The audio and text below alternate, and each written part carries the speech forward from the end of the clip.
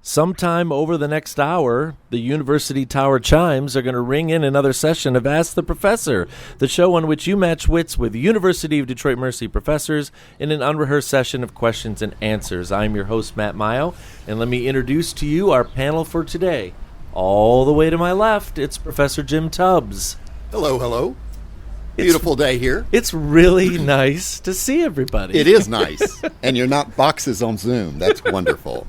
We're actually recording in person, according to my records, for the first time since Friday, the 28th of February, 2020. Wow. So it's been a while. Now, we've been recording entirety of the last year and a half, but not with in boxes person. on Zoom. With boxes on Zoom, exactly. And usually, Jim, you're in your easy chair. Everything is kind of, cash. But today we are in the splendiferous campus at McNichols next to the Gardella Honors House. With gorgeous weather. Absolutely. The beginning of fall in Michigan, there's probably nothing better. So what's the update on the apartment that you had to clean? Because you're a slumlord, Dave Chow says. It's cleaned. You did a lot of work, right? Yes, and it's done. Got it. Continuing through the panel, Dan Maggio is here with us today. Hi, Matt. Thanks. You continued the great tradition of the late, great Kathy Bush by bringing treats to a recording of Ask the Professor. It's been almost 2 years, so thanks for bringing the cookies. I would have bought a tea ring, which is what she would have brought, but Yeah. I didn't plan ahead. She would have gotten some High's unpasteurized cider. That's what she would have grabbed. Yeah, she wouldn't have approved of the beer, but the cider would have worked. Well, I don't know what beer you're talking about. I don't know what beer you're talking about. I thought Sorry this about was that. cider. That could be edited out, I'm sure. We'll take care of it in post, like we always do. Continuing from my left, Mara Livezey is here from Chemistry and Biochemistry. Yes, hello. And let me just express my disappointment that the cookies that Dan brought were not homemade. Close enough. You They're gotta still give pretty some good, backstory though. to that? They're still really good. So, I mean, it's been some time since we've done a bake-off, but I look forward to our next bake-off, Dan. You're right. I'll do better next time. They were So will I. just getting started with the bake-off stuff. It was really getting quite competitive, and then the pandemic. So Darn there were it. several recordings over the last year, though, Mara, where you were eating your own baked goods, and we Oh, were all yes. just jealous, basically. Oh, yes. Yeah, that's Almost what- every recording. All right, we'll go over to my right side, and Professor Heather Hill is here. Hello, everybody. What's going on? Oh, I'm doing well. I think everybody's doing well. It's nice to be back in the classroom, Absolutely. know. Hard to see, what kind of expression students are making when half of their faces are covered. So Yes, that I is seem to be true. asking for a lot of affirmation. Please give me the thumbs up, and they're obliging most of the Okay, time. good, So, yeah, it's okay. It's pretty good. I like it. And how's medieval lit this semester? It's I know good. It's really good. Your forte. I'm having fun with it because I'm making contemporary connections, Nice. as are the students. So Excellent. Yeah, Most excellent. it's fun. And the weather's cooperating. The weather is cooperating with medieval literature. Yeah, or- absolutely. You It's need looking good weather. very medieval. Okay, I'll have to think about that. But thank While you. you think about that, we'll introduce Professor Stephen Manning. Good afternoon. Lovely weather. Great to be here. See everybody. I'm so used to you introducing people like Jim and saying in the upper right-hand box That's is right. Dr. That's Tubbs. right. So it's No. nice not to hear that anymore. It's true. It's true. Obviously, you and Heather both got the light blue memo today, so that's cool. It was not planned. Nothing ever is. Nothing ever is. It's all random. Speaking of random, we're happy to have Professor Jeff Boats here with us, although we understand you might have to duck out to umpire a game. Yeah, I appreciate being called random, though, as a mathematician. But, I had forgotten about this. I'm down here to umpire some softball games, and then I saw you guys over here, and I thought, hey, I got a break. Cool. That's awesome. Now, if it'll make you feel better, I can, cover myself completely in black, so it'll be just like the last year and a half. When my camera wasn't working on the computer. That's right. Jeff was always calling in from his phone, and we never got any video, but we heard his voice. We heard his Well, voice. if not random, how about chaotic? That, too. I nicknamed my kids Chaos, Mayhem, and Havoc, right? That's right. That's right. I saw that on Facebook. So this is a double-header baseball game over here. Softball. Oh, it's complicated. Is it softball or baseball? Softball over there, yeah. Yeah. Who's yeah. playing, Jeff? I forget what fraternity beat our Alliance Bank in the first game. And then there's going to be a consolation and a championship later, and I have no idea which one I'm umping. So Nice. please, my apologies if I have to run out. That's all right. We'll get you for what we can. And folks, everybody listening, this is a program you can send us questions regarding anything. If you stump the panel, you win one of our prizes. And if you don't stump the panel, you win one of our prizes. You can send the questions to us in a number of ways. You can email us at atp@udmercy.edu. You can find us on Facebook or Instagram, or listen on your favorite smart speaker by asking it to play Ask the Professor at University of Detroit Mercy. Here we go, folks. Hot off the presses and special for everybody. Dear Profs, what a joy to see you gather together in person for a live recording on homecoming weekend on the McNichols campus of the university. In honor of this auspicious occasion, I put together a series of 20 questions with the theme of homecoming. I'll give you a passing grade if you get 80% or higher. No need to send a mug if I stump you. I'm happy to see your mugs online, usually. Sincerely, Jonas Chor. Thanks, Very Jonas. interesting. Jonas Chor of Detroit, Michigan. Thanks, Jonas. Jonas says, Thanks, see if you can figure out my name. It's an anagram. Oh. Let's see what we can do. Families who adopt a child who was in their foster care celebrate the anniversary day of their foster child coming to live with them. What do they call that day? I wasn't listening. I was trying to We figure out are the anagram. starting out really well So, here, like- guys. You know, they call it homecoming, Jim. Yeah, Yeah. that is exactly right. Yeah. You figured it out. Good guess. Yes. For families who adopt, according to this document, is as important or possibly more than a birthday. So, That's like, kind of a big deal. for like animals, it's like your gotcha day. Gotcha day, yeah. That Yeah. makes sense. If you're adopting, Yeah. absolutely. Am I the only adopted one on stage, I wonder? No, Oh, I we don't never know. celebrated. Oh, you too? We never celebrated my gotcha day. They just, Okay. No. I like that idea. It's cool. I'm running that by my dad later. Yeah. I want more presents. Yeah, exactly. Why did you never do this? I don't know. Birthday presents and homecoming Yes, presents. that's right. It's like Christmas and Hanukkah. According to Merriam-Webster Online Dictionary, when was the first recorded use of the word homecoming? I think we could do it by number of the century. 16th century. It was a little earlier. Wow. 15. 15th century, yes. 15th century, first meaning of the word was a noun for returning home, so not much has changed over these last few hundred years. You're giving me credit for that? 15. I think that's pretty Close good. enough. Got it. Close enough for government work, you know? There's a lot of universities that boast this now that I think about it, but which university boasts having the oldest and largest homecoming collegiate parade? Yale. It's not Yale. Harvard. It's not Harvard. It's U of Michigan. it's there's a not pattern. Pennsylvania. or Midwestern. Detroit Mercy. It's not Detroit Mercy. So it's Western. UCLA. No, it's actually In Italy. Texas, South? if I remember Oh. correctly. U of T? Oh, it's Nope. in Baylor? It's Baylor, yeah. Oh. It says Baylor has the biggest parade, but Professor Livezey and I know after you attend the University of Illinois, they always crown themselves king of homecoming. They apparently have the oldest, but we don't have the biggest parade, apparently. So anyway, Sad. Oldest, biggest. oldest, biggest, longest, highest, most upside down. What year was Baylor's first homecoming parade? It was in the 1900s. 1924. It was earlier. 1902. 1910. We need Kendra. 1911. I know, I'm giving it to Jim with 1909. And 1911 was pretty darn I close. was just a little rusty about Is that. is that Dust Bowl era, or is that a little Oh, that's before Dust Bowl. before? Okay. Before. So over 100 years, if you think about it. That's pretty Wow. exciting. Very exciting. What's the average price for a homecoming queen's crown if you just go to Amazon in 2021? $24.99. $79.95. Are we talking 94.99. cubic zirconia? That's what tiaras cost at Walmart. It does not specify It's the a joke there, but too material, easy. but I'll give you all one more guess by saying don't shoot too high. $19.99. I got to give it to Jim. It's like we're on The Price is Right. It's basically about $15 on Amazon in 2021. So this is if you type in homecoming crown into Homecoming tiara. Amazon. I discovered quite by accident that at Walmart they have like 10 different varieties. They're all $24.99 for their tiaras. Really? By accident, you say? Uh-huh.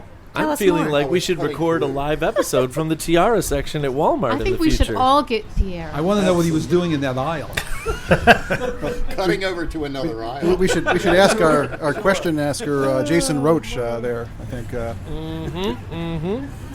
Professors, what famous rock album, which later became a Broadway musical, that narrows it down, has a song called Homecoming with 5 separate subtitles or song sections, including one called The Death of St. Jimmy? Tommy? Yeah, Tommy. Yeah. I was going to guess. No, way more recent than that. Is it ABBA? Rock album? What are you asking for again? What famous rock album, which Rock later album. became a Broadway musical? Is that Green Day? It is a Green Day. Do you know which one it is? No, that's the best you're going to get out of American it. Idiot? It's American Idiot. American yes, Idiot. American Idiot. I didn't know they made I a just saw the Broadway other day of that apparently Back to the Future is getting the Broadway treatment this fall. So, anything's possible. Anything's possible. Everything old is new again. That's right. What's the title of the novel by Thomas Wolfe that might cause universities and high schools to rethink their homecoming traditions? You can never go home again. You can never go home again. That's absolutely Asheville. correct. Absolutely. What do you say, Nashville? Asheville. Oh, Asheville. North Carolina. Of course, North Carolina. His home is still tourable. There you go. I was like, there has to be a North Carolina connection for Jim. Occasionally. In 1983, comedian Julie Brown released a novelty song about homecoming. Do you remember its title? I probably am revealing a little bit too much about the title of that parody song. According to Wikipedia, Brown has felt uncomfortable performing the song ever since the Columbine shootings. Bloody homecoming. The name of the song is The Homecoming Queen's Got a Gun.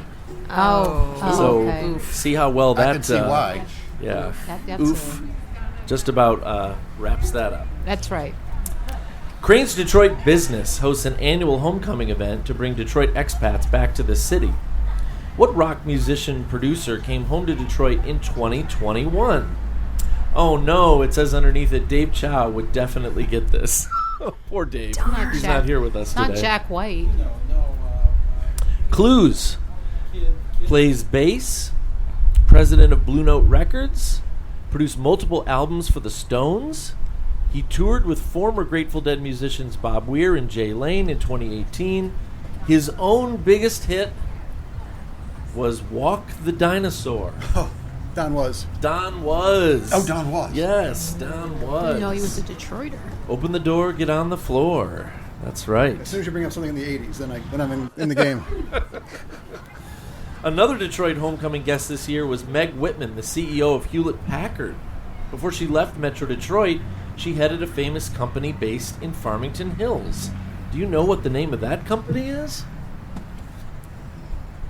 You should know the name of this company. We see, commercials for this company very, very often in late April and early May. That's your hint.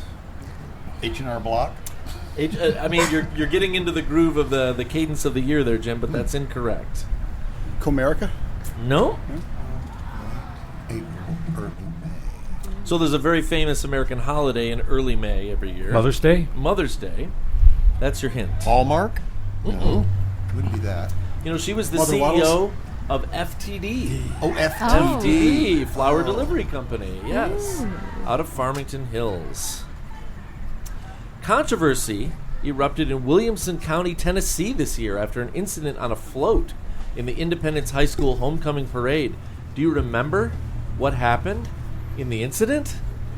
Float caught on fire. I probably should have read the questions before I started reading the questions. Oh no! Was there a fight of some kind? There wasn't a fight. It was nothing like too highly controversial.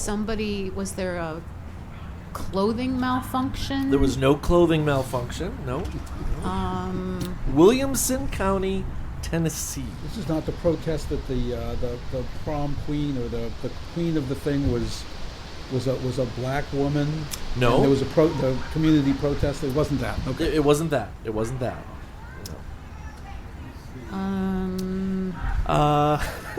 Was there an explosion? There was no explosion. Was alcohol Was it related to Were there- evolution? Were It was there, not related to evolution. were there farm animals involved? No. Okay. I'm gonna call this one quits. This show is over. No. Two girls kissed briefly on the main float in the parade. That's it? Oh, what a Great scandal. Goodness. Controversy. Great controversy in Williamson County, Tennessee.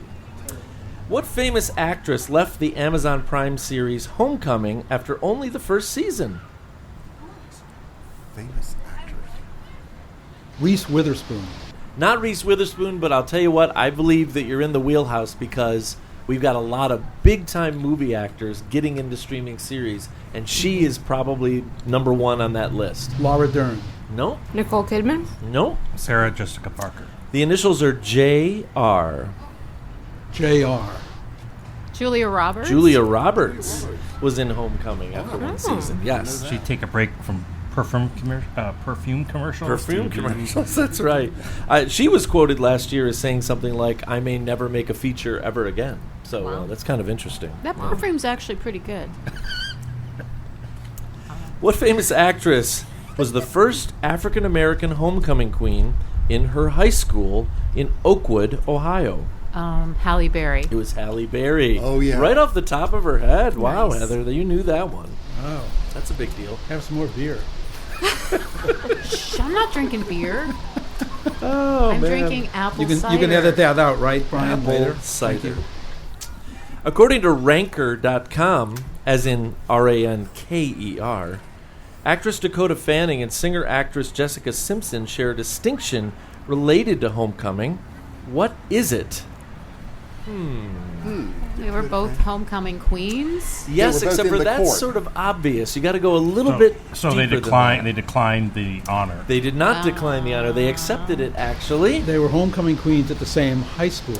They were not, although that's a really good guess. They were homecoming queens without a homecoming king. No. In the that's same also year? A good guess. Not in the same year either. All I ask for is that Matt tells me it's a good guess. It's a good that's guess. all I want. They Dakota both Fanning. accepted by singing a song. That's a really, really good guess, actually. No. You know what? Dakota Fanning and Jessica Simpson were both homecoming queen more than once at their high school, which is pretty out of the Wow. ordinary That when you is. think about Okay. it. That doesn't seem fair. Yeah. Yeah, you spread the wealth. I don't think it's about fairness. It should be. Obviously not. Oh, that is very true. Very, very true. Rock star Tom DeLonge was voted homecoming king at his high school in San Diego. What's the name of the famous band that he fronts? Tom DeLonge. Tom DeLonge. Very, very big in the late 90s, early 2000s. Third Eye Blind? No. Nope. However, I'll tell you what, there are numbers in the title of this Maroon band. 5? Nope. Numbers. Blink 182. Blink 182. Blink 182. Oh, Yeah. baby. Blink Oh, 182. maybe Ellen gotta knew be. that one. Oh my. These are the ones that always really can kind of embarrass our ability to do process of elimination. Which of these celebrities was not homecoming queen? Sissy Spacek, Meryl Streep, Rosie O'Donnell, Faith Hill. Rosie O'Donnell. Meryl Sissy Spacek. Streep. All of Faith them. Hill. They all were homecoming They all queen at were. their high schools. Ooh. Every last Wow. one of them. All of the above? Yeah, all of the above. All of the above. It says, yes, even Rosie O'Donnell in parentheses. So, What is that supposed to mean? yeah, I don't know. I don't know what that's supposed to mean. I don't like it. She's Rizzo. She's not the queen. What famous singer was not voted homecoming queen in her high school in Missouri, but later, sort of in mild protest, wrote a song called Homecoming Queen? Janis Joplin. That's a good guess. A little more recent, 80s, 90s, early 2000s. Very well known around here for having done a duet with Kid Rock. That doesn't help. I'm sorry. Duet with Kid Rock. The name of the song was Picture, I believe, that she did with Kid Rock. Oh, it's not Shania Twain. Initials are SC. Sheryl Crow. Sheryl Crow. Crow. Nice. Very There good. we I go. thought Cheryl was from California, though. I'll take credit. I'll She's take from the Missouri. credit. She's from Missouri. Okay.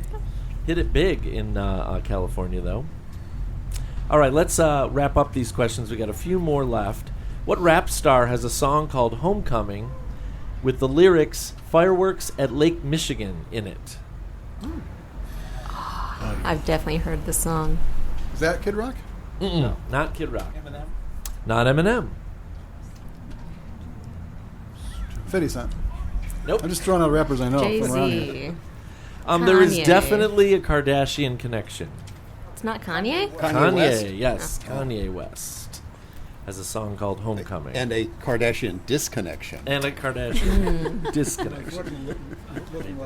I thought it was a conscious decoupling, actually. So, in National Lampoon's Animal House, the Deltas try to wreak havoc on the homecoming parade. In what town was the homecoming parade scene shot? If only Beth were here, she'd get it right. She out. would. In Oregon?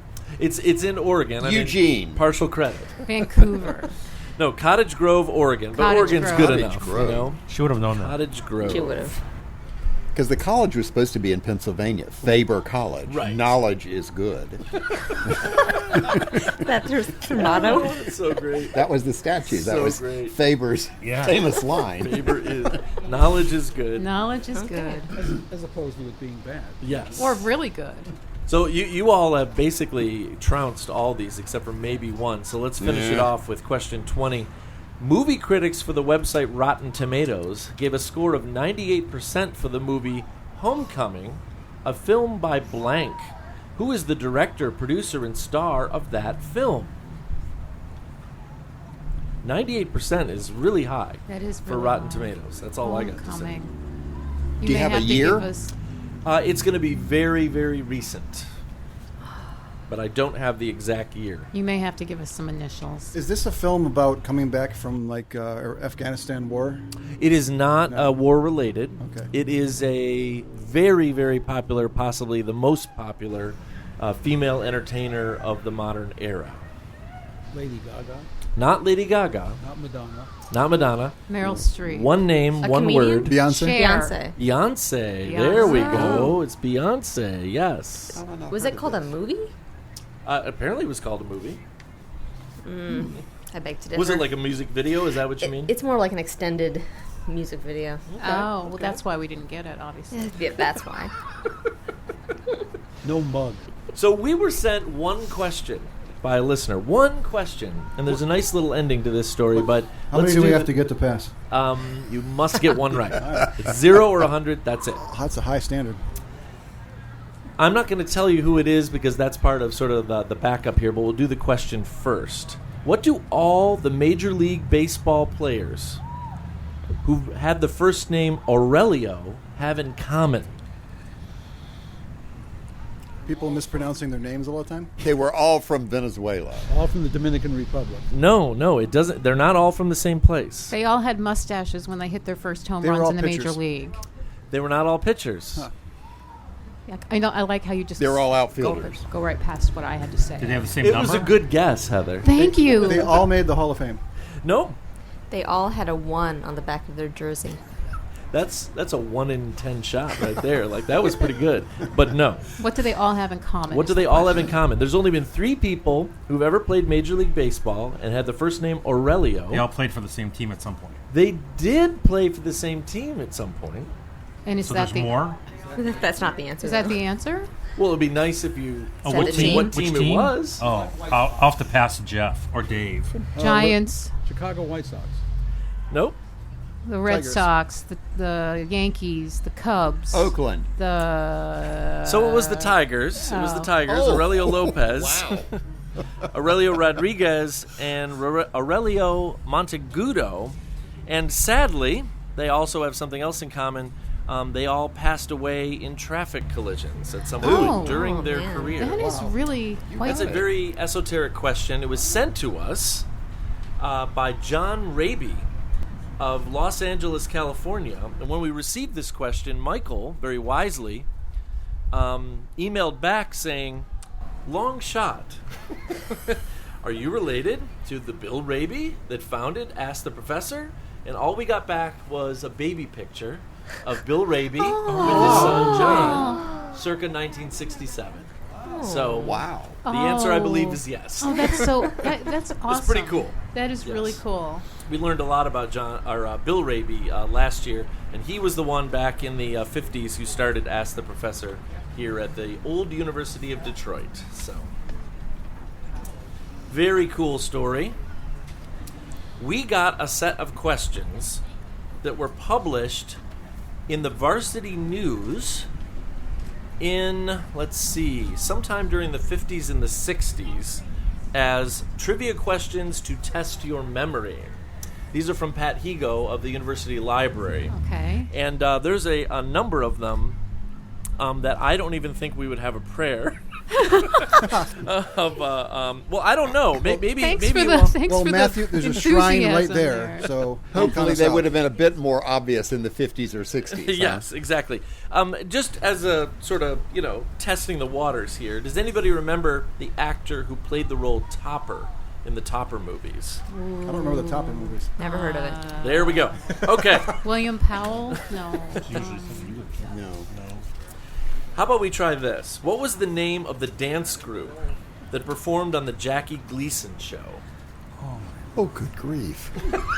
He had a show. It's like blowing Jim's mind right now. I think you should just walk the mug over Other to the than the library now. Yeah. Okay, let's. For the record, that was the June Taylor dancers. Were on, Well, I have the heard of the Jackie June Gleason Taylor show. Can we dancers. just I had send the no mug idea and they move on? Danced on Well, there's Jackie a couple Gleason. here you might be able to get. There's a couple. Who portrayed Rowdy Yates on Rawhide? This is one you should know. Also the star of a movie that was made just over there X number of years ago, about 12 years ago. How far are you pointing? Not too far, a few blocks. Over there.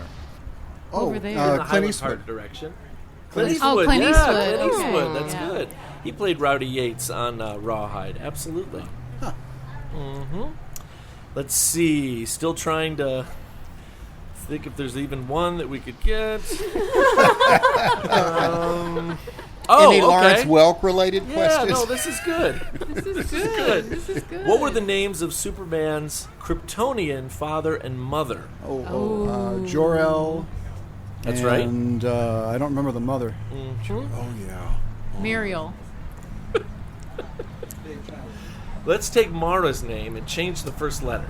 Laura. Lara, right off the top of your heads. That's awesome. Really good. Just to date these questions, because I know that Pat found them, and they're really cool because they appeared in our student newspaper, the Varsity News, so many decades ago. The last question on the list is, name little Andy Rooney's dog. I'm like, not so little anymore. Okay, so we're going to skip that. Dead? Yeah. Yes, absolutely. and probably the dog, too. We're going to move on. Yeah, that's depressing. We're having a lot of those To kind of something questions from the today. 20th century, maybe? Let's do some other questions, shall we? Yeah, post-war. Hello, profs. It's been a while since I sent in some questions, and while pondering a topic for this set, I remember the old game of identifying novels based on their opening line. However, I said, too easy. So the following is a set of 15 second sentences Oh, no. from no. famous books. Your goal is to remember, deduce, guess, or otherwise land on the book from its Vice opening sentence. 80% is passing because I want a mug, dang it. Oh, it'll be a guess, all right. Included the actual famous first line for each book, which could be used as bonus questions or hints at the discretion of the esteemed moderator? Question mark? Oh, yeah, discretion. Question So much for that mug. Just showing off.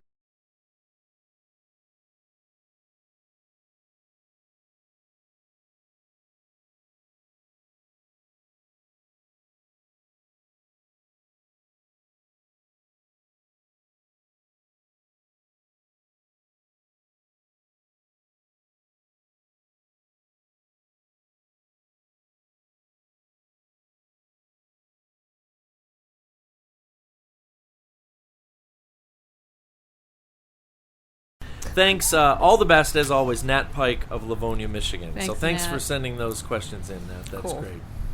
All right. Holy smokes. Here we go. This is going to be great. I can already tell.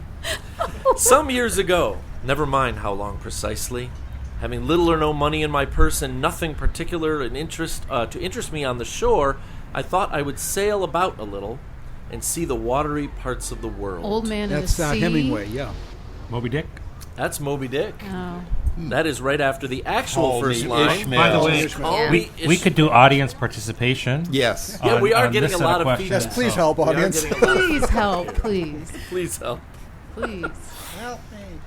Here is the second quote, or the second line. In the bed of the river there were pebbles and boulders, dry and white in the sun, and the water was clear and swiftly moving and blue in the channels. That almost sounds Nope. like Hemingway. It is Hemingway. Oh. But what book? Sun also rises. For whom the bell tolls. I haven't heard it yet. The actual first line is, in the late summer of that year, we lived in a house in a village that looked across the river and the plain to the mountains. The Snows of Kilimanjaro. Nope. Is that a Nick Adams story? Could be a Nick Very Adams. famous Hemingway. Why are we... A Farewell to Arms. It's a farewell to arms. Farewell, Yeah, yeah. It is a farewell to arms. I wondered whether somebody might start flapping their arms in the audience or something. It's pretty close. Pretty close. First line, did you read the first line? He did. I He did. did, okay. In the late summer of that year. That was the first line. Yeah. Quote. This is the second line. My sin, my soul. Whoa. Scarlet Letter? No, but you're in. I would That's a say good you're in the guess. wheelhouse somehow. Somehow. Which one? Scarlet Letters in the Wheelhouse? Somehow. It's a book of great, or a novel of great scandal. Not Truman Capote. I will give away the title. The title appears in the first line if I gave it to you as the clue. The clue is the name of a person, and the first line is the name of that person, Light of My Life. Nobody knows this one, huh? Lolita? It's Lolita. Oh. Yes, that's what it is. Nabokov's Lolita.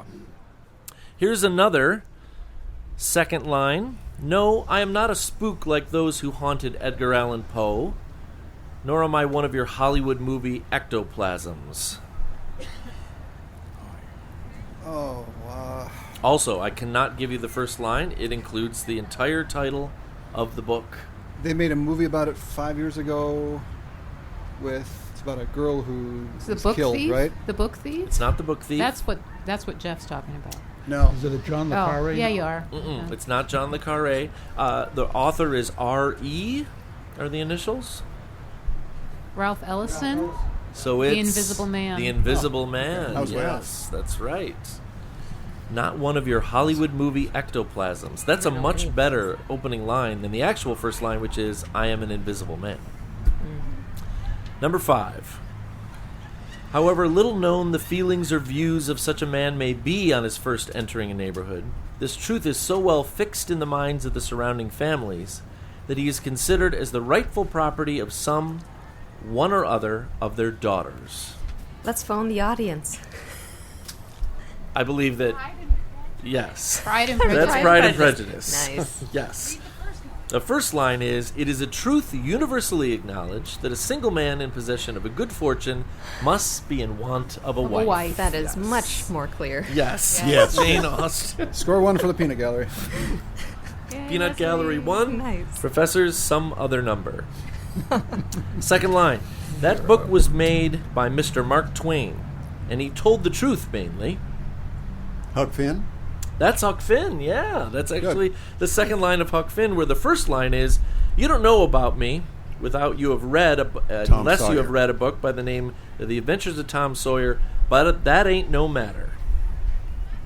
Huck Finn. I think this one is a little bit of a giveaway. Winston Smith, his chin nuzzled into his breast in an effort to escape the vile wind, slipped quickly through the glass doors of Victory Mansions, though not quickly enough to present a swirl of gritty dust from entering along with him. 1984? 1984. Do you know off the top of your head, professors, what's the first line of 1984? I've read that. No. It was a bright, cold day in April, and the clocks were striking 13. Enter dystopia. Okay, here's another one. In the first place, that stuff bores me. And in the second place, my parents would have 2 hemorrhages apiece if I told anything pretty personal about them. Is it Catcher in the Rye? Catcher in the Yeah. Rye. Catcher in the Rye. Sounds very very good. Catcher. Yes. Very angsty young boy. Doesn't it sound that way? If you really want to hear about it, the first thing you'll probably want to know is where I was born and what my lousy childhood was like. Thank you, Salinger. A few more of these. These are actually pretty engaging, I gotta say. To begin my life with the beginning of my life, I record that I was born, as I have been informed, and believe on a Friday at 12 o'clock at night. Oliver Twist? No, but David Copperfield. David Copperfield. One hop over. Yes, David Copperfield. The first line is, After it was the best of times, it was the worst of times. Yes. whether I shall turn out to be the hero of my own life, or whether that station will be held by anybody else, these pages must show. By Charles Dickens. Here we go. The war parts, anyway, are pretty much true. Second line. The war parts, anyway, are pretty much true. It sounds like Hemingway, too. It does sound like Hemingway, but it's not Hemingway. The war parts. I'm trying to think. I just read an article this morning that mentioned this very famous piece of American literature, and I can't give a good enough clue. What if I just said "So It Goes"? Well, I thought that was a giveaway. Folks, that's Slaughterhouse-Five by Kurt Vonnegut. Yes. okay. The actual first line is, all this happened, more or less. The war parts, anyway, are pretty much true. Yes. Well, yeah. That's how the book starts. It's his own experience that led to the... Second line, it was a special pleasure to see things eaten, to see things blackened and changed. This is good, Nat. Send us questions anytime. These are fantastic. Can you read it one more time, please? It was a special pleasure to see things eaten, to see things blackened and changed. Just think about burning stuff. Is it Fahrenheit 451? Fahrenheit 451 by Ray Bradbury, where the first line is the very simple, it was a pleasure to burn. Second line, whenever you feel like criticizing anyone, he told me, just remember that all people in this world haven't had the advantages that you've had. To Kill a Mockingbird?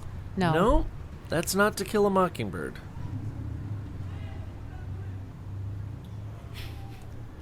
You all are killing me here. Read it one more The time. Great Gatsby? It's Great Wow, Gatsby. very good. Yes, yes. Actual first line of The Great Gatsby by Fitzgerald is, in my younger and more vulnerable years, my father gave me some advice I've been turning over in my mind ever since. Nick. It's Nick. Whenever you feel like criticizing anyone, just remember. I was going to go like a serious DiCaprio clue route, and I'm glad I didn't have to. You But should that have movie given was us pretty the... good, though. Yeah. The classic meme. Do you know it by the memes? That's the question. I do.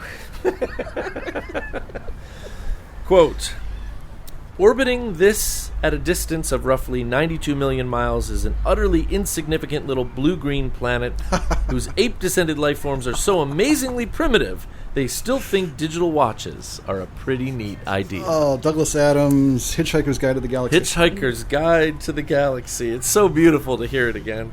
The actual first line is, far out in the uncharted backwaters of the unfashionable end of the western spiral arm of the galaxy lies a small, unregarded yellow sun. Douglas Adams. We had a series of questions recently, you remember, professors, of high-profile folks who had passed during or right before the pandemic, and he was on that list. Douglas Adams, very sad. A couple more of these, professors. Second line, they were the last people you would expect to be involved in anything strange or mysterious because they just didn't hold with such nonsense. Probably could figure this one out by context clues. read it one more time, please? Absolutely. They were the last people you would expect to be involved in anything strange or mysterious, because they just didn't hold with such nonsense. Is it actually? No way it's Harry Potter. It is. It's I was Harry gonna say Potter, Harry Potter, and yeah, the Sorcerer yeah. or Philosopher's Stone. Huh. Book 1? That's really the second line? No, that's the second line. The first line is, Mr. and Mrs. Dursley of number 4 Wow. Privet Drive are proud to say they were perfectly normal. Thank you very much. That would be a bit too obvious. That would have been a bit too obvious. I was going to cover up the names, see if you could get it. One more, professors, one more. They soon know that they will grow up. And the way Wendy knew was this. Peter Pan. Yes. Do you know what the first line of Peter Pan is? That's a good one. No, I don't. All children grow up, except one. Oh, that's the nice. first line. That would have been a dead giveaway. Yes. Very well done. I mean, there was really only one that I Give him a thought mug that- anyway. You know, I'm giving full marks as far as I'm concerned. Full marks. Yes. You know, we received a question that sort of fits into the groove of our imponderables from one of our colleagues, Mary Catherine Harrison, who is, of course, chair of English at Detroit Mercy. And she did not give us an answer. She hails from Ann Arbor, Michigan. Do the professors think you can have music without any repetition? And that sounds like a great time for one of you to talk for a minute so I can take a sip of water. Yes, you can have music without repetition. You think you can? Yes. Evidence. All right, as a mathematician, the first thing I say is define repetition. Well, true. mean- But I would think repetition would have to be a sequence of at least... Well, So there it is. What's the at least? If the at least is small enough, I would say no. But I for mean, isn't music just something with a melody? melody implies repetition usually. Depends. Without ever playing the same note Can you more have than once? repetition without music? Well, Oh if it my means gosh. playing the same note, no, you can't, because there's only so many notes. I don't so know. I'm you- just Now you can take the artist's perspective of saying that music is whatever people call music. Whatever you enjoy Ooh. listening to is musical. I love it. On a piano, you could play 80 notes because there are 80 keys without repeating any one of them. I wouldn't call that music. But would it be good?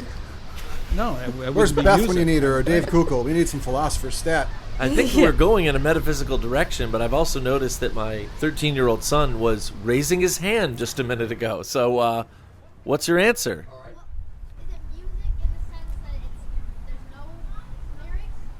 Because if it's music and there's no lyrics, then usually you can have it Without repetition. So you would say it's okay.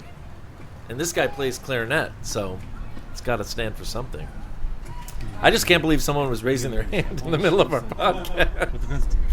Yeah, That's good. we do. How else do you get people's attention?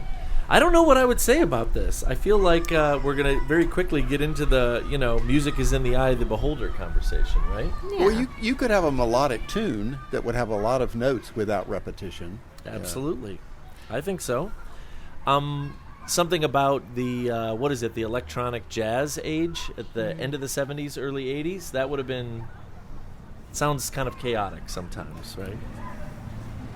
Okay, Professor, speaking of imponderables, you all know the way we have to end our shows. With music. First, we're going to let the golf cart drive by. Then, we're going to go to our list of imponderables.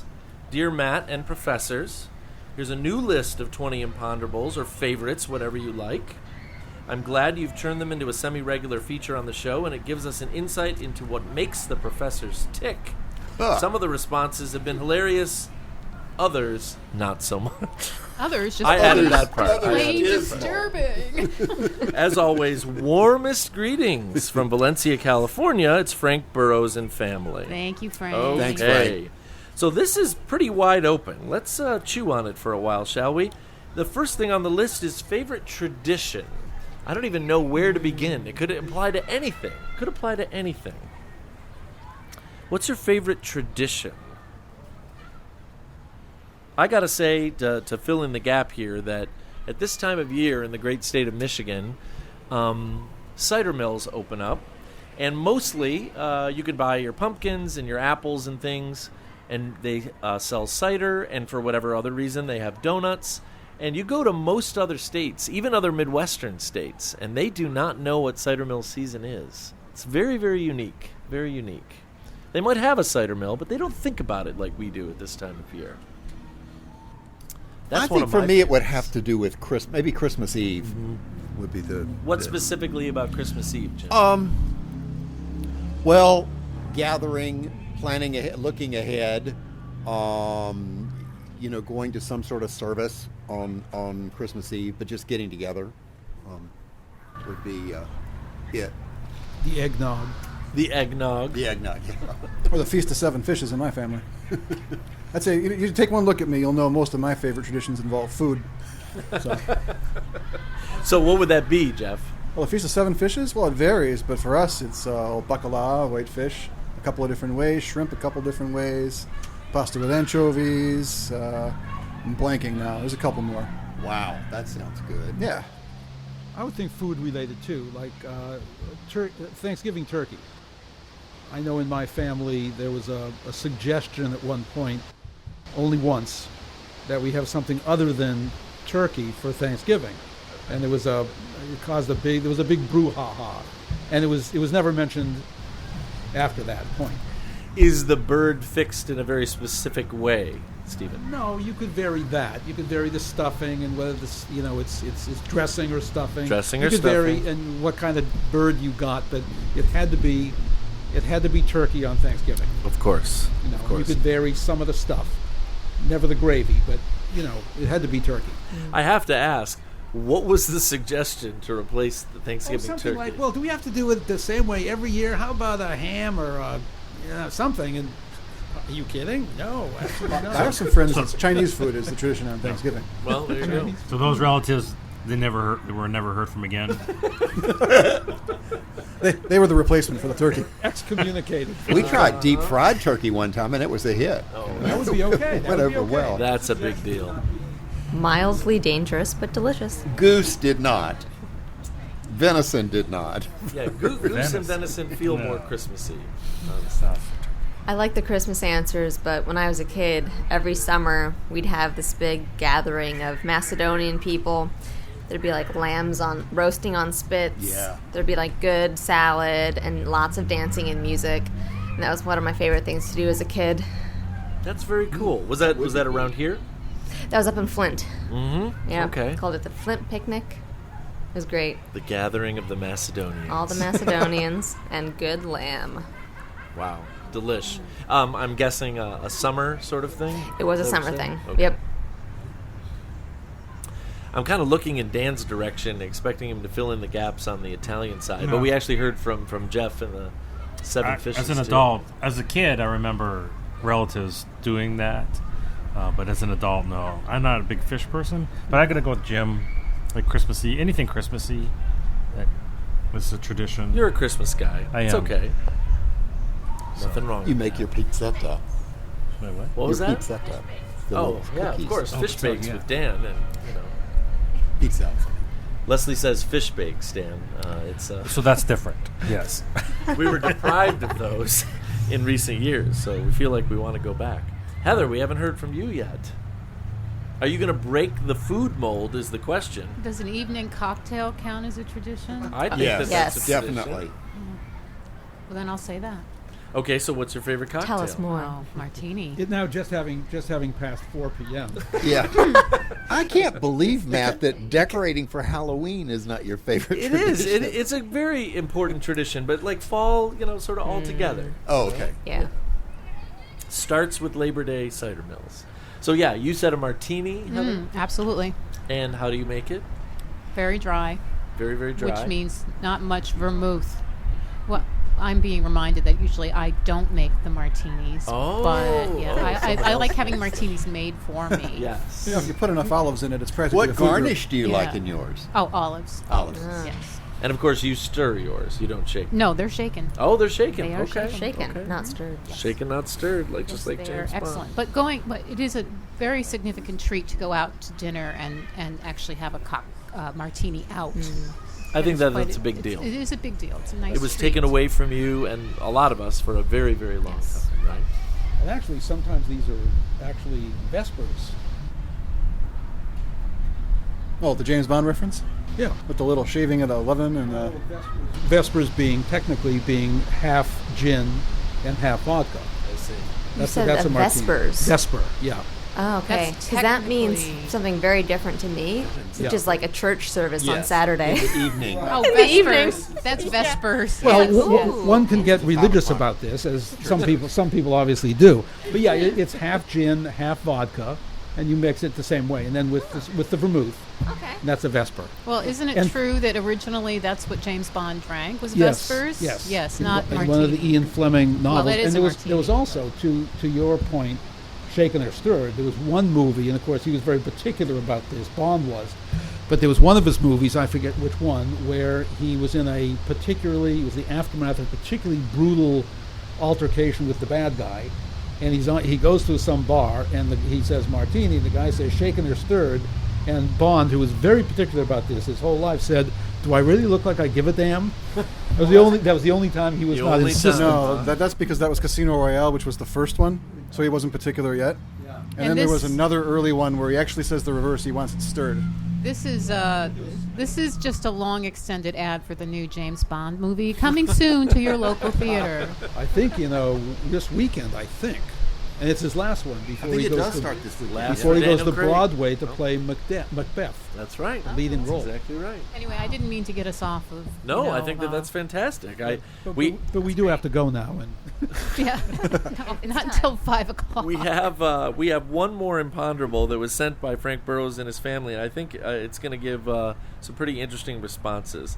What's the favorite thing that you've seen happen at a wedding, or maybe something that was at a wedding, other than the couple itself, that you have actually liked? And I'll give you all the bumper time again to say that the tradition in my wife's family, which of course happened at my wedding, is that everybody gets really, really hungry about 10:30. So a giant cart full of conies rolled out. And we ate again. Oh, yes. I have. And so we've done that at all of our family weddings. So. That's amazing. I think my favorite was at the rehearsal dinner. We had a pig picking. It was in eastern North Carolina. Pig picking, oh. And the truck came pulling the trailer with the pig cooker on there. And when the pig was done, you just came by with your fork and took Oh, what wow. you wanted. Now, wait, It's excellent. Now, they just do at a pig picking. Do they just do the outsides, or do they They gut it barbecued the first whole and then do the pig. boudin and all the sausage stuff? And no, I don't. What do you think, Hank? I don't know how much they removed first, but they roasted the whole pig in a cooker, a rolling cooker. I've been dying to find out any place. Where can you get some good boudin around here? Blood sausage? I can't find it anywhere around here. It's not a big one around here. No. Not a big one. Try Ackroyd's Scottish Bakery Yeah, Oh, Ackroyd's will okay, probably with the have it. haggis. in Redford. So? They Yeah, would right. definitely have it, I think. Okay. So This has the been a paid advertisement by oh. Ackroyd's. Go For ahead, Dan. me, it's the 10 o'clock thing again, except this person brought out a peanut butter and jelly sandwich bar, and she made all her own jellies and invited people to have a peanut butter and jelly sandwich. That's cool. That was very different. But it was good. And Was yes, it good bread? And yes, I did have one. It was good bread. And good peanut butter, both crunchy and smooth, Yeah. depending on which Very camp nice. you're in. My favorite thing I've ever seen at a wedding is actually my brother's wedding. And you know how the couple slices the cake. Well, the first thing I really loved was they started playing this music, and just as they go to cut the cake, you hear, "The first cut is the deepest." and then, when they go to serve each other the cake, my sister-in-law, who I love to death, takes her fork and feeds herself first. Nice. And I was like, that's Nice. what I need. Yes. I went to a lovely wedding reception at Lake Tahoe. It was actually on the beach at Lake Tahoe. It was beautiful. So that's something I remember. Yeah. That you know. Well, it was actually on the beach. Yeah. That's pretty beautiful. Yeah. The Lake Tahoe, the color is just amazingly. And the mountains. It was Wow. beautiful. Yeah. Gorgeous. Have we heard from you yet, Jeff? I feel like we haven't. Oh, I'm struggling to think of anything. I'm sorry. That's all right. That's all I keep right. looking over at the softball field. I know I got to disappear soon. I'm looking to see if they're going to warm up soon. Got to gonna go disappear. umpire again. You know, something else that I was thinking of, because I think at least a couple of the profs at the tables here might have had him for class at one point. So his name was Joe Fergal. He actually graduated a few years ago as a chemistry major. He's a professor of chemistry now at Bowling Green State University. But he was in my research lab, and a couple years after he graduated, he got engaged and got married. To one of our most brilliant math majors. That's right, exactly. Allison Cullen, if I remember correctly. Mm-hmm. Great taste. In math major from Detroit Mercy. Well, I wasn't able to go to his wedding. We were doing something. We were out of town. I don't remember, and it really killed me that I couldn't be there. So Mark Benvenuto went instead and had a really, really great time. And he came back the following Monday, and he's like, Matt, I have to tell you about this wedding. I'm like, Joe's just sort of an everyman. Like, what are you possibly going to say about what happened at this wedding? He goes, do you want to know what food they served? Because this was a joke about Mark Joe was would very notice. sort of paleo. He was the kind of guy who would go order a hamburger and ask for only the patty. You know what I mean? Like that kind of thing. They served a mountain of breakfast for the dinner. It was only eggs and pancakes and waffles and everything at the wedding. And I go, now I really feel bad for missing that wedding. That's all I got to say. That's awesome. Sounded absolutely awesome. Something about breakfast for dinner always just hits right. Well, professors, I'm afraid the time has come for us to say goodbye. And we were glad we got to have you for the whole time, Jeff. That thanks. worked out Yes. very, very Yeah. well. Very, very That well. was a treat. So why don't we all get our chance to say goodbye, Jeff? Bodes. Jeff Bodes. 003.14159. Stephen, Goodbye. Heather, Bye-bye. Mara, Goodbye. Dan, Goodbye. and Jim. Sayonara. And now these words from University of Detroit Mercy. If you're still recording, I'll do the ending for you. Yeah. Ask the Professor today is transcribed on a small patch of grass outside the facilities of the Briggs Building in the Department of Communication Studies in the College of Liberal Arts and Education at University of Detroit Mercy's McNichols campus. Ask the Professor is produced and technically directed by Michael Jason and Brian Masonville, and our executive producer is Professor Jason Roach. Until next week, I'm your host, Matt Maio.